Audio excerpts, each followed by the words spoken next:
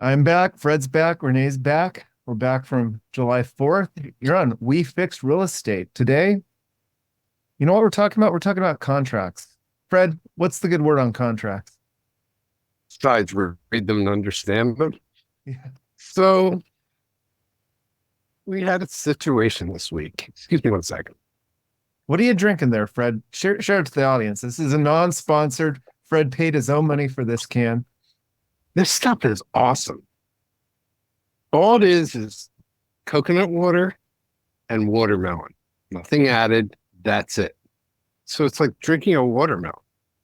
And it's got electrolytes and 90 calories a can. Made in Vietnam. That's good. What's the company? Once Upon a Coconut.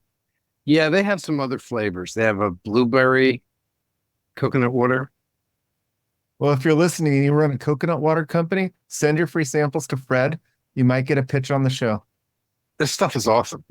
Watch, you're going to get like 5 cases of coconut water next week. That's fine. I can drink this stuff all day long. It can replace water for me. No, it's good. It's really good. And what are we talking about? We're talking about contracts and what you need to be aware of. Well, not exactly what you need to be aware of, but we're going to talk about something that happened with us and contracts this week. Yeah, I got the slack to bring it up. And yeah, bring it up there. Yeah, you know what? I want to make sure I got it right. So I get a very obtuse slack from you, and it says technically it makes the counter invalid because it's not a finite number. I'm waiting for someone to sign it as is and sue the seller. Okay, so here's what that's all about. Thank you. Let's say this is in California. It may be in other states, but this is what we experience. We send off a contract at the deadline, and the seller comes back and says, hey, we're going to have a multiple counter offer, meaning they're going to make the same offer to everybody. Oh, okay. Maybe there's a little variation for what people wanted in their original contracts, but basically one thing they put on there on every single one of the counters is purchase price, highest and best. Not a number, just the words, highest and best. So my thing is, what if my client signed that at exactly as the counter that they sent over and they've accepted it? So we're in contract because we've accepted their terms. I mean, they still have to sign off back to us. Well, we're not fully under contract. The seller still has to sign, but how can they come back to us? We've already said we've given you the highest and best, and whatever that means, we've agreed to it because it has to be a number. But I'd love to see this adjudicated. Yeah. Okay. That's my point. That's interesting. So they could just go highest and best. It was a $1 million moment, and then they feel like, well, the best offer would have been 10 million. Exactly. So, and then you don't come to terms. I mean, it's so wacky. No, put a number in there. If you agree to it, somebody signs it as is, you've got a contract. But if you like something else that comes in, you take that instead. Not, I mean, anyway, I'd love to see a court of law. Yeah, that's interesting because they did typically a single back and forth. They'll just counter with a dollar figure. And in a multiple situation, you can't leave it blank. Is that true? You can't leave it blank, so you have to put something in there? Yeah. You're not, I mean, if you wanted to put zero, put zero. If you meant zero, put zero. Could you put plus $1 over the highest counter and do a Price is Right thing? No. The sellers have, the buyers have to. I mean, the whole idea is that the sellers and the seller's agent want to leave everything to chance and to make people feel FOMO, right? But buyers are not just gonna, give $100K more just because there's a counter out, right? So a lot of sellers are kind of hurting themselves because the agent the buyers don't know where to bid. Where's the number? Where's the solid number? Is it 1K more, or are we losing it by 50K? right? And that's where the lack of transparency gets you, right? Because if everybody was able to put in the contracts of like, hey, this is the winning number right now, then you have other buyers that would have been willing to pay more, but they just didn't know where the number was. That's why if you're in a bidding war with 30 other people, you just go in with your highest and best and say, hey, this is the best I could do. And that's the highest I was going to go anyway. If I lose it, I lose it. Because it's probably, what you think is high is different from what someone else thinks is high. That's the thing. Everybody's not in the same mindset. There's people who've been looking for months and months, and now their lease is up and their landlord's moving back in, and or some reason they got to get out. They're going to go with a higher number just because it's worth it more to them. I tell people, look, I ask yourself how long you're going to own the property. If you're going to own it 20 years, yeah, so maybe you paid an extra $50,000, but you'll look back in 20 years when it matters, when you sell the place, and like, you won't even remember the extra 50,000, or you'll laugh about it. It's California real estate. It's not going anywhere. So it only goes up. You can't replicate the neighborhoods, copy, save, paste right next to where you're at. It just can't be done. Yeah. So you got to go farther out and farther out and farther out with new construction or up. And then you got earthquakes to deal with, and then the costs of building. And it's crazy. But that's why single family houses, California, mazel tov. Just hold on. It's definitely a different market here. I mean, if you're in Wells, Nevada, a town of 1,500, you may not see that 50,000 you may not see that as a drop in the bucket 20 years later. Totally. But you're probably only arguing over 5,000 on those houses. It's all relative to the sale price and the scale. So, yeah. Well, talking about transparency is good, except when it interferes with confidentiality. And we were talking earlier before the show about how you never want to give feedback. How a seller, right now there's a case going on, and we saw it in the socials about the buyer's agents getting sued because they gave feedback to the seller. Yeah. And they pissed off the seller. The seller had some stupid, like, your buyer thought the price was too high, too low, or just right. And the buyer's agent said it was, their clients thought it was too high. So the seller got all pissed off, and the seller decided that they want to just turn the screws to them. And the whole negotiation was frosty. Everybody was angry, and they ended up paying more than they thought they should have. And then they found out that the reason why was because the sellers were pissed off that the buyers because of the buyer's agent told them it was too high. And that's all just that feedback. And now they're getting sued. Here's my thing. If you are the listing agent of a property and you don't know what's wrong with your listing, give the listing back to the owner. You don't need feedback. You can, it's a feeling. You can tell. It's by traffic. It's by when you're going to have offers, or if you got nobody coming, your price too high. I mean, it's so obvious. If it's ugly, you got to have a little bit of taste. And, I still see pictures with toilet seats up and crap all around. You shouldn't say that right in conjunction with toilet seats up. Crap all around. Oh, yeah. I mean, it's like, if you're going to take pictures of a bathroom, put the damn toilet seat down. Okay, here it's a feng shui thing, first of all. So I did a course in feng shui about 10 years ago, maybe 12 years ago. So I got a little bit of knowledge about it. But anyway, moving on from this toilets. Moving on, talk about a lot of times there's the buyer's agent, listing agent animosity, but sometimes it's just actually smooth sailing. And I know we talked earlier, got a shout out. Oh, yes, I do. We had a closing of clients who were from out of town, have never saw the property, only on the video when I did a walkthrough for them. And the listing it was empty. There's no staging, so it was pretty simple. My clients were fully underwritten, pre-approved, and we just had to do an inspection. The inspection was clean. It was just really nice. And we get to closing, everything's fine, everything goes through. It's actually one of the nicest deals we've had in years. Everybody cooperated, everybody got it, everybody stayed, on top of things in a nice way. They were helpful, they went out of their way to do things. And the escrow company they picked was great, luckily. And I just want to give a shout out to Michelle at Redfin.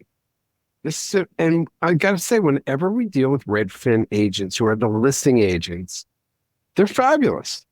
They get it. It's a company and it's done in one way and you have agents for each. I think they're a lot better because they're not as much of an outside agent like the other franchises have. They're part of a system. The whole system works the same way for a large corporation. And I shout out to them. I mean, it's great. Pleasure working with them. They have good people. They have a good HR department. Let's put it that way. So, pleasure.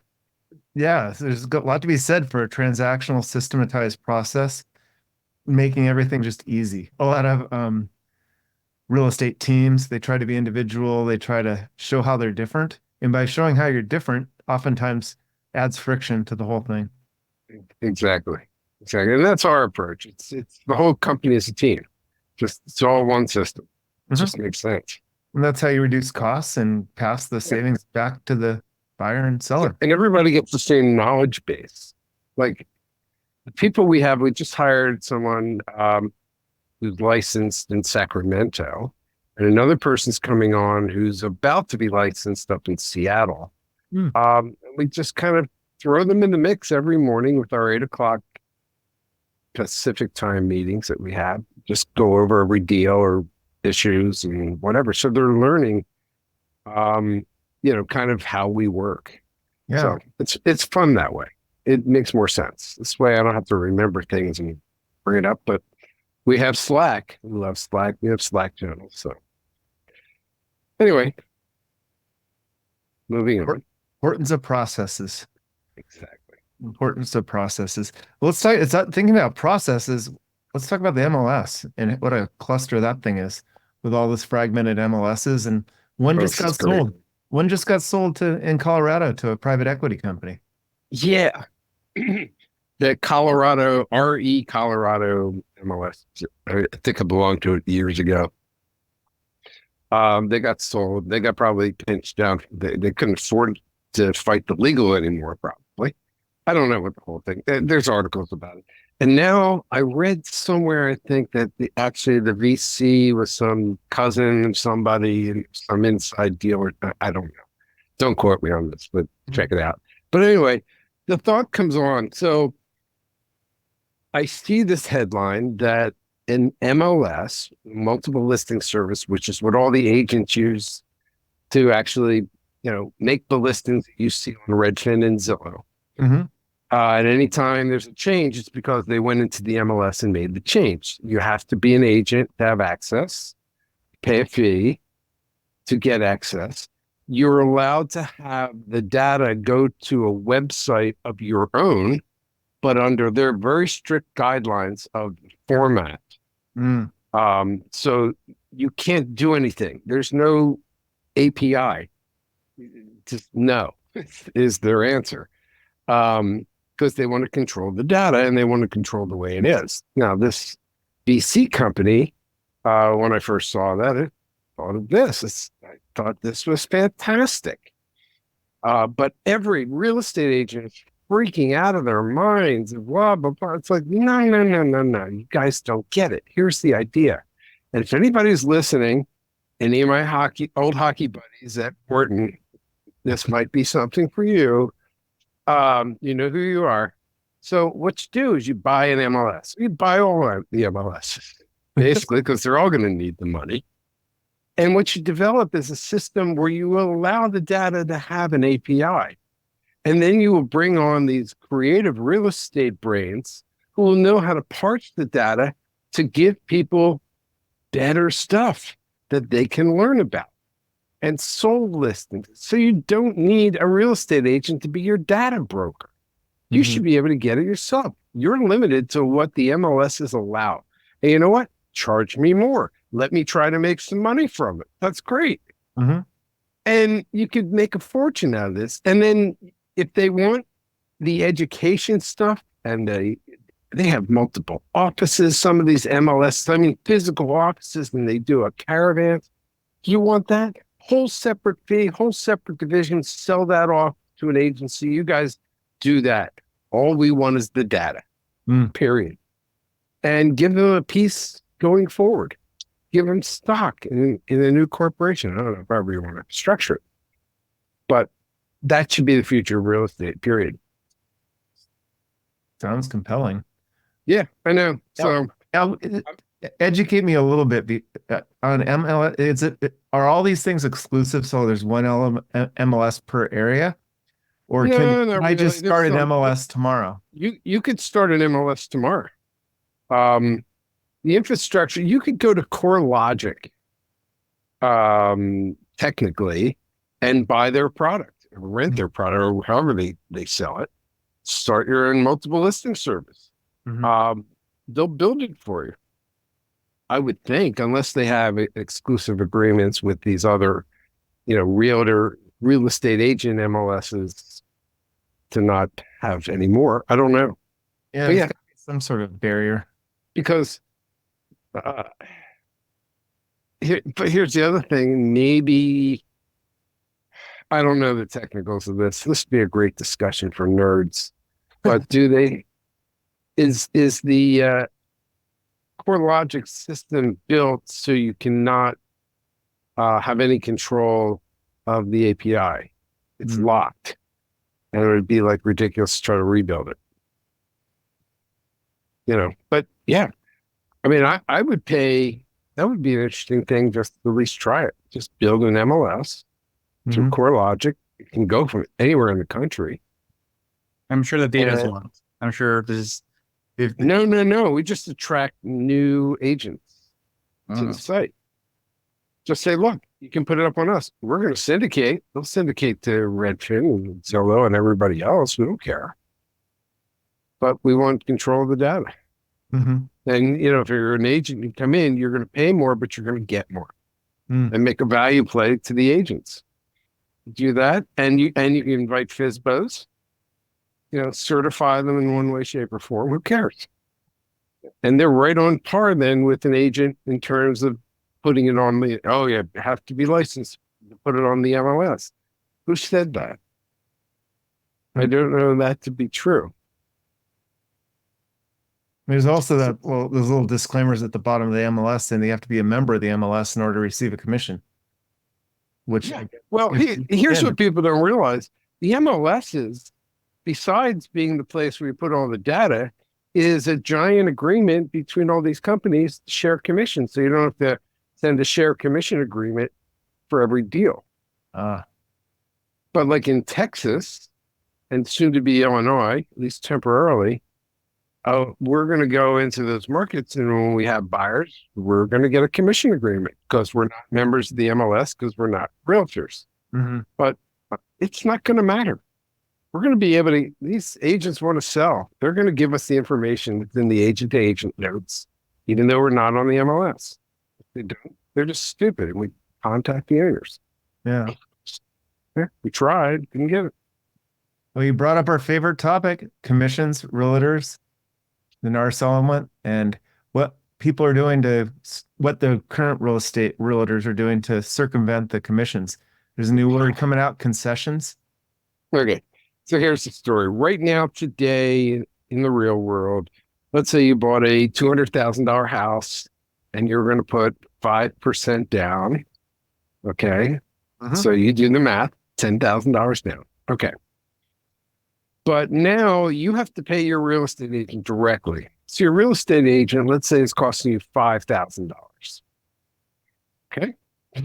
So what they do is they write up a contract that says, you're going to pay $205,000 to buy this house, not $200,000, but we're going to have the seller pay $5,000 towards your closing costs. Mm. So that's the way that they're doing this. And then it says that the seller will be paying the buyer's commission. So you just did it with a credit, but you're paying a higher price because of. And because you're paying 205 because you had to get the 5,000 credit. So the seller could pay for it.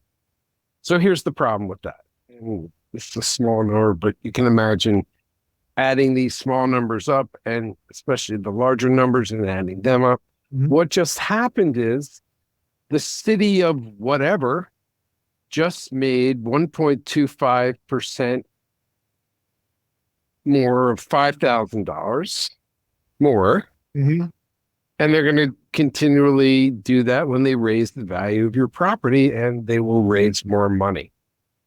So your taxes are going up because they're making you pay for your buyer that way. Yeah, that's sneaky. Yeah, I can see 5,000 being not much, but yeah, they raise property values 1.1% every year. And Okay, so let's take it to $1 million. Mm-hmm. And the real estate broker who works for a large company where they charge 2.5% of the sale price. So on $1 million, that's 25 grand. Now you've raised 1.25% of 25 grand. Hello. But usually buyers at $1 million have the money to pay the broker. So if the prices go up, obviously people have more cash. Mm-hmm. Generically, it's not 100% hard, but we shall see. But it's going to raise taxes for a lot of places. And is that something that's becoming common, or is this something that's being proposed?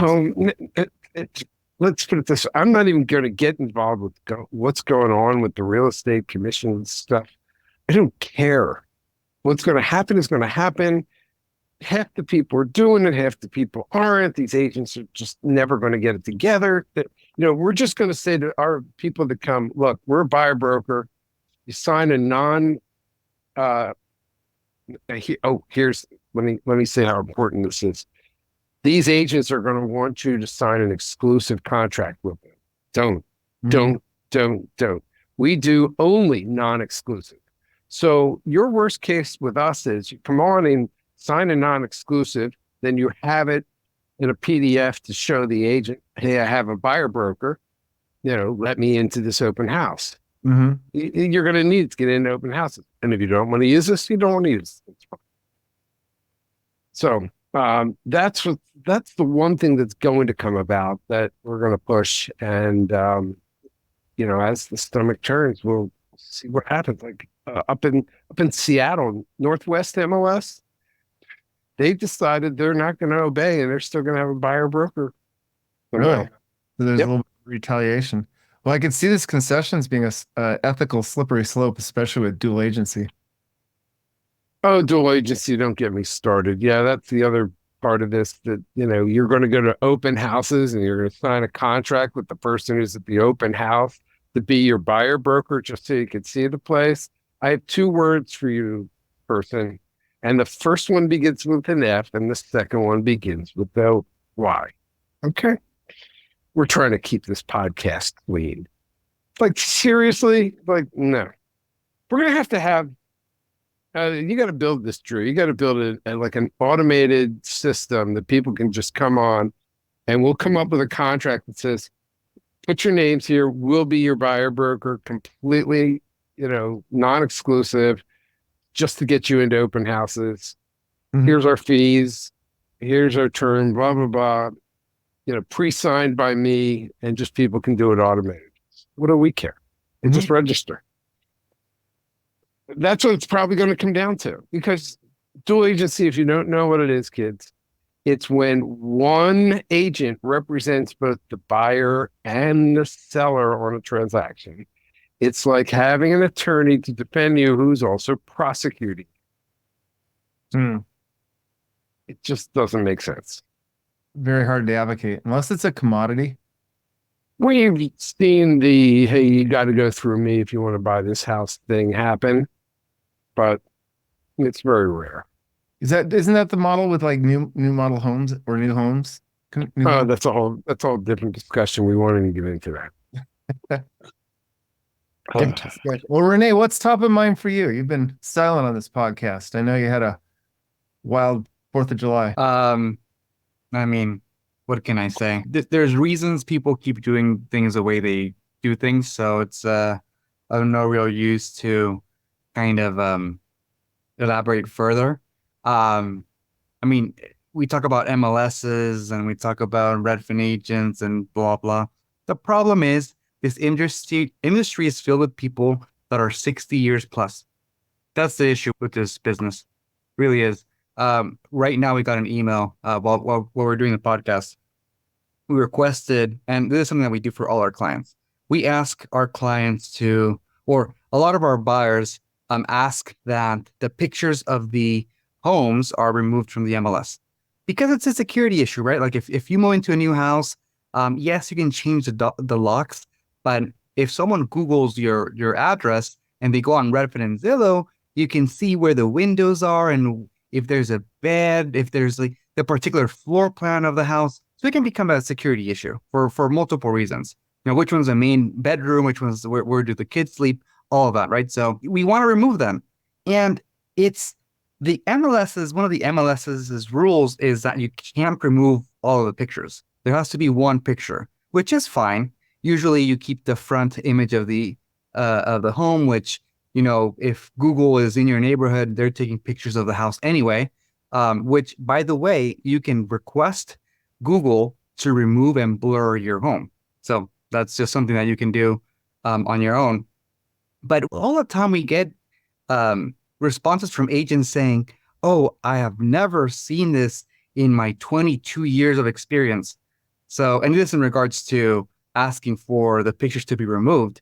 So it's just amazing how there's always this excuse from older agents saying that they've never seen something happen before. You know why? Because they're only dealing with their friends who are both all in the same age and all in the same ability bracket when it comes to digital, the digitized world. I mean, my point still stands. Well, my point still stands. It's because the business is built for people who are, you know, 65 plus, and they don't want to change their ways.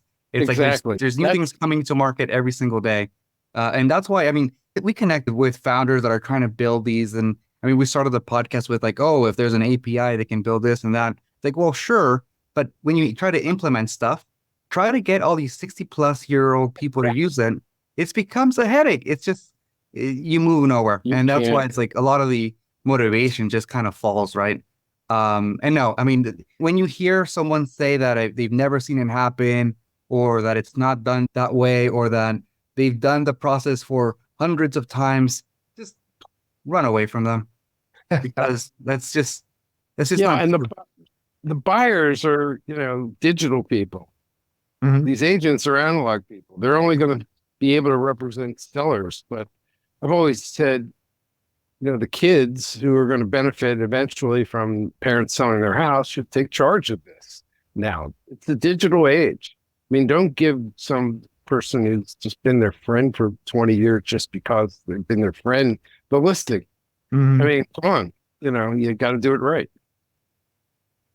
Yeah. Plus, that's also an easy way to preserve your friendship, because most people know 3 or 4 rules that are friends. Especially if you're 40 years behind on everything. You're going to do it some crazy old-fashioned way, and just not being, you know, hip.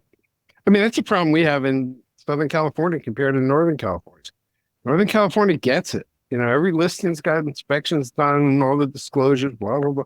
Down here, it's like, they never heard of this. It's like from another planet.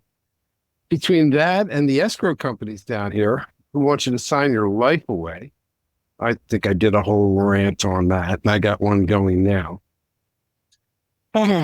Anyway. Yeah, it's a wonderful life. We're just trying to make it easy for ourselves. Yeah. It would be beautiful if we could, and streamline and How just everything. you brought up something interesting about the difference between Northern California, Southern California, and I'm wondering more about the demographics. And Renee, you might be able to talk about this. Over the last like couple years, have you seen the home buyers age coming down at all? Or are the buyers in Southern California older than the buyers in Northern California? I mean, not really. I think just for the most part is you're not going to see people that are buying a home by themselves be the buyer, right? It's mostly going to be partners, Two incomes, yeah. two incomes purchasing a home, right? And there's creative ways to have it where, I mean, you have two borrowers, right? You don't have to be married to purchase a home. So, I mean, if you have it's risky, but there is a way to just join two incomes, two friends get together. And that's the only way to really do it these days. Because a single person is not going to have the borrowing power. How do they do it? Looking at Do they do like an LLC and roll their? No, you can't. You can't get No, you'll just have an agreement between you. You can't get financing if you do an LLC. Oh, it would be like a partnership agreement or something. You have to put personal names and then have an agreement between you about who pays for what and who can buy out who and all that stuff. Check with a lawyer. I'm sure these are readily available. So more of yeah, I guess you're right. It would have to be a partnership agreement rather than that because you don't want to be held non-responsible. Yeah. Yeah. I mean, you're going to be joint and severably liable, meaning if you both go on it and you're not married and one just wants to get out, you can't just get out of the mortgage. You have to refinance. So the one person who's left has to have the income or bring another person on, who has the income. Buys out the first person, but you got to get a new mortgage. That's for sure. So be aware of that. If you're doing that, you need to talk to a mortgage pro and Arrivva Mortgage. Probably your answer then. Good throw. Yeah. I figured. I mean, it's all a risk, right? Whether you're married or not married. I mean, divorces happen all the time. Get it in writing. We are pros for divorce listings too. I mean, we get it. Each side wants and needs something different. So we're here to navigate those sales as well. And we're going to get you the most money, right? Than any other brokerage out there that's trying to rip you off. That may be a billboard. Getting a divorce, think of Arrivva. Yeah. I'm not the happiest, but So I can tell. You're my marketing guy. I mean, I come up with some bad ones, but that was terrible. Was it? But it's actually. So I see a lot of attorney marketing, divorce. That's what I was thinking. Like that rotten hell. Oh, we could stuff. We could advertise to divorced attorneys, telling them, look, have more fiscal certainty about what it's going to cost to sell the house. Everybody will be happy. We're flat fee, and here's everything we do, and you don't have to worry about anything. And we can, have an add-on of auctioning off personal items or something. And I mean, there's, little things that might have to be done, getting rid of stuff, detrashing of places. True. Well, you what can't was the movie? What was the movie where they put everything right down the middle? Yeah. Can't come up with a diamond marketing idea without digging through a little dirt. So that's there you go. That's nice. You're getting a real estate, mortgage, and marketing meeting all in one. All in one. And on that note, unless anybody has any final words, I think we've fixed real estate for this day. No, that's good. Got it. Oh, I hope so. I hope so too. Have a good day, everyone.